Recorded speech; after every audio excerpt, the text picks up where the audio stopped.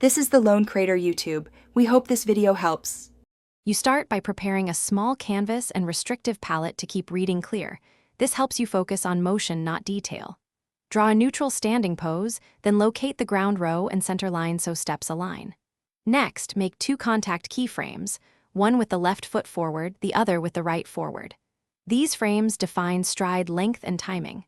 Once done, save them on separate layers. This makes flipping and timing adjustments far easier as you proceed. Now you fill the middle. Insert a passing frame halfway between contacts where the moving foot passes the planted one. Slightly lower the hips to imply weight shift. Then craft lift frames, raise the knee, bend the ankle, and counterswing the arms for balance. Make subtle silhouette changes rather than redrawing detail. Use onion skin with 2 to 3 frames visible and play at 8 to 12 frames per second to check flow. If motion looks stiff, increase overlap and exaggerate hip rotation a touch. Finish by polishing timing and pixels. Add 1 frame holds or ease frames to emphasize weight, and smooth key curves with minimal anti-aliasing while keeping the silhouette strong.